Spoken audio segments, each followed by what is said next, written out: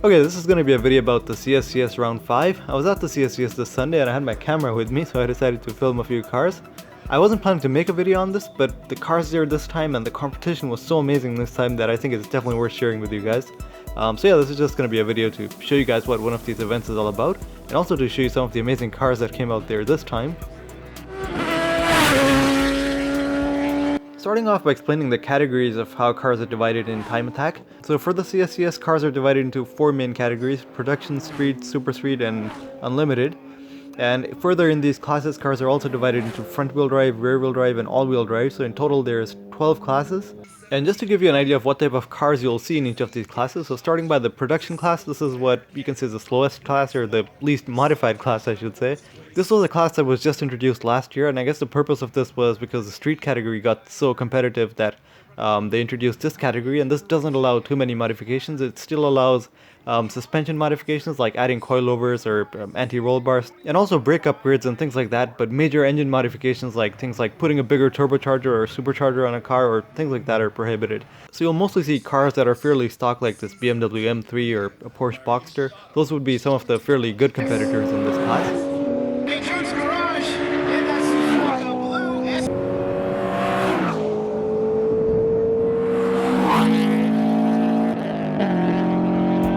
Getting to the street category, here's where cars get a bit more extreme, so you'll see a lot more air on the cars, a lot of engine modifications, and a lot of weight reduction done to the cars.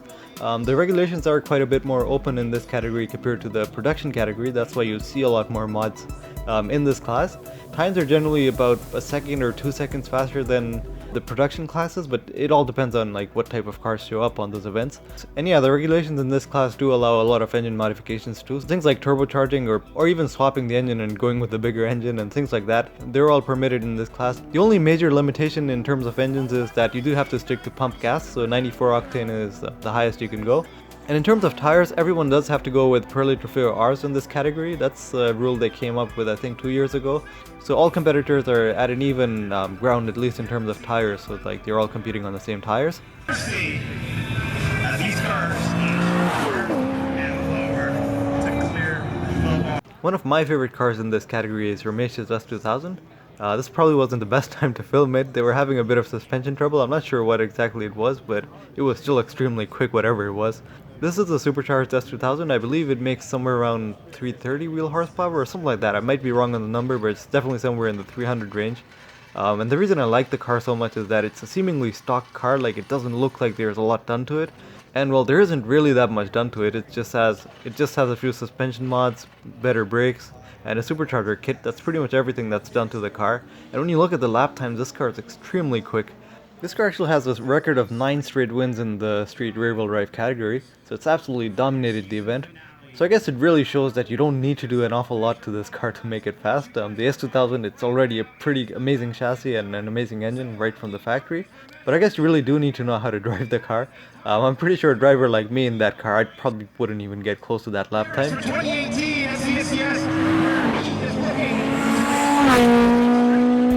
The super street category is where things get a whole lot more extreme, so you'll see extreme cars like this one. This was actually a Civic with quite an extreme radiator setup, I think it could be said. So yeah, in this category, engine mods are fully open. Do whatever you want to the engine, put a turbocharger on it, put a big supercharger on it, and like there's not really any restrictions. You can run it on E85 or whatever fuel you want to run the engine on. In terms of transmissions, there is a few limits, like you can't go with a sequential transmission I think, but other than that, like yeah, the regulations are pretty open. In terms of aero, there are a few regulations. The only major limitation in the category are the tires, so you have to go with Pirelli Trofeo Rs, and the maximum width the tires can be is 295, so tires wider than 295 are not permitted. Talking about some of the fast cars in this category, one of them is definitely going to be Scott Shadbolt's Bmw M3. This is a supercharged M3, and I believe it's somewhere around 500 wheel horsepower. I could be completely wrong on that number. That's just something I've heard talking to other people. The amazing thing about these E46 M3s is that it's a fairly light chassis. I believe the M3 CSL, it weighed somewhere around 1300 kilograms, so that's a fairly light car. That was a CSL, but obviously these M3s too, with all the weight reduction mods and like the missing interior and everything, I believe they would be fairly light cars. There was also a whole lot of aftermarket suspension parts and everything available for this car because so many people modify it for track use. So that's one of the convenient things if you go with an M3, you'll find a whole lot of things aftermarket that you can fit onto this car and make you go fast. Some other really quick cars in the super street rear-wheel drive category would be the Porsche 911 and also the Corvette Z06. Both of these cars, the newer Porsche Turbo and also the newer Corvette Z06, they're pretty quick on the track. These cars aren't allowed in any other category because they're fairly fast straight from the factory. So even if you have a completely stock Corvette Z06 or a Porsche 911 Turbo, you'll have to compete in the super street category rather than going to the street category or to the production category. Another really quick car in the Super Street category is Chris Boersma's Honda Civic. Well, that's actually in Super Street front-wheel drive. I believe it's 600 wheel horsepower, and that really shows how amazing these inline-4 engines are. I'm not exactly sure on what the internals are, what the specifications are of this engine, but looking at the car, yeah, it definitely seems like a well-sorted car. It goes extremely fast down the straight, and the lap times, yeah, they just show how quick this car is. It has one in the Super Street front-wheel drive category before, and yeah, definitely a really quick car.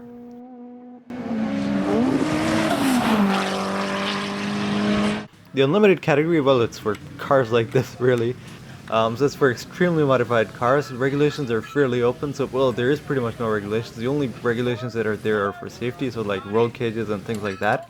But other than that, for tires, it's completely open. You can go with whatever tires best suit the car. And the only other thing is that for some reason, tube steel cars like the Ariel Atom or the Radical even, they're not allowed to compete in the unlimited category because they have their own category called the exhibition class. I'm not exactly sure why those cars aren't allowed in unlimited, but yeah, those are the only exceptions that are even not allowed in the unlimited category. So yeah, whenever you see an entire pit crew around the car, that's definitely going to be an unlimited car. I'll actually let you guys watch some of these last minute preparations they're going through on this car.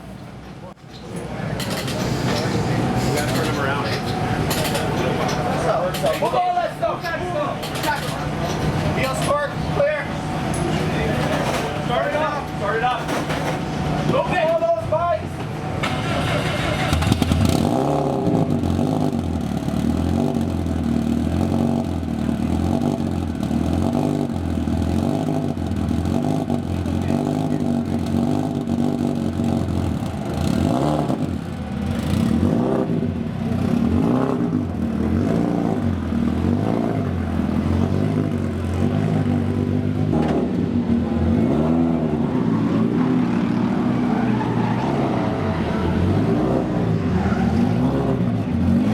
This car is called the Black Storm, and it's actually the lap record holder around this track. So it's an extremely fast car. It's even quite a bit faster than all the other unlimited cars that usually come around here.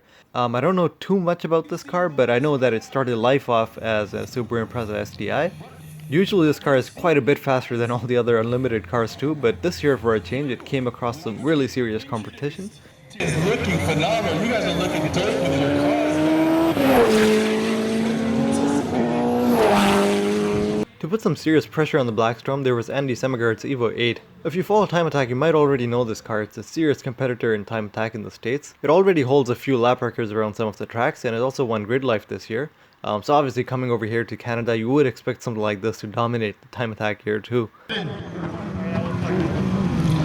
Looks like Richard Polk is coming into the pits here. You know, he did post a 108, so let's see what he decides to trip for. Another car that has set quite a few lap records would be James Howden's Integra Type R.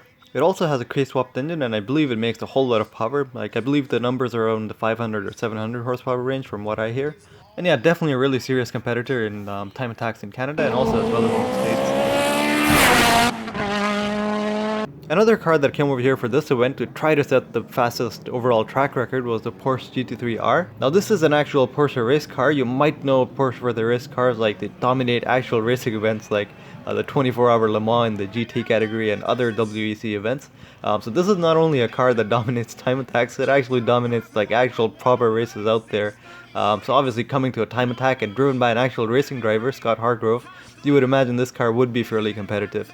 So the power of this car is supposed to be somewhere over 500 horsepower. For actual racing events, this car has to run an air restrictor due to the regulations, but I'm not sure if it was running the air restrictor on this event or not. Because clearly there's no regulations for air restrictors in the CSCS. Now for some reason this car was competing in the exhibition class. I'm not sure why it didn't compete in the unlimited class, because considering it's a Porsche race car, like this car is meant to meet all the GT regulations, so it's actually based on a Porsche 911 chassis and everything. So I'm not sure why it wasn't competing in the unlimited category and why it went in the exhibition class. Maybe if some of you guys know, you can mention that in the comments below. The only other car in the exhibition class was the Radical SR3. This is powered by a small Suzuki Hayabusa engine, so it's around 220 horsepower I believe. So yeah, it's not even half the horsepower of some of the other competitors. But yeah, it's half the power, half the weight, and you'd be pretty surprised at the type of lap times this small car pulls.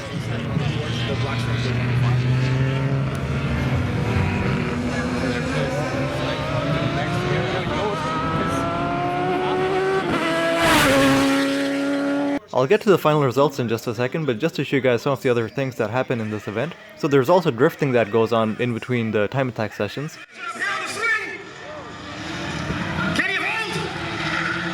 And on the side there's also show and shine for the people that are too afraid to scratch their paints on the track. But yeah, even for that there's some really cool cars that show up. Some of my personal favorites were the Honda NSX and the Dodge Viper. There was also car Limbo going on, which I guess like the lowest car would definitely win by default. It's just a bar that you have to pass under, and the car that can pass under the lowest thing wins. And one of the other main highlights of this event is Max Attack. Now Max Attack is one of my personal favorites. They basically take cars from all the different categories in time attack and then they position them differently on the track so that faster cars have to start further back, and then slower cars, they get a head start. So the point is that it's a 4-lap race, and whoever gets to the finish line first at the end of the 4 laps wins the Max Attack. And the turnout is absolutely amazing every time, because there's cars like Lamborghini Gallardo Super Trofeo racing against cars like a Miata or something. And yeah, they're absolutely racing wheel to wheel trying to get the overtakes done, because obviously for the faster cars it's a really difficult challenge going through all the cars and trying to win the Max Attack. And it's not always the faster cars that wins, because there's such a big disadvantage, because the faster cars have to start like behind all the cars and also go through all the overtakes. So it depends a lot on the driver. Like a more aggressive driver, someone who's more aggressive at blocking, usually can take the win. And it usually does turn out that sometimes even a much slower driver, someone in a much slower car, ends up winning the Max Attack just because he's a more aggressive driver.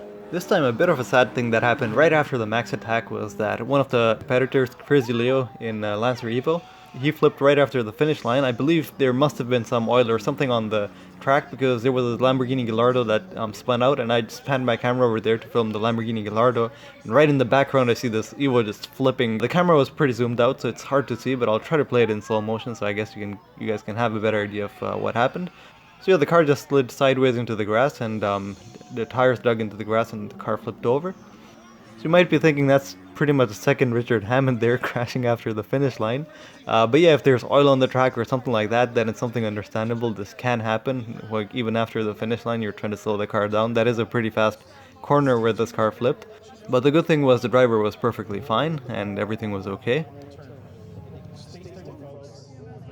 Getting to the final results after the time attack, believe it or not, the fastest lap overall was still Richard Boak in the Black Storm, the Black Impreza STI.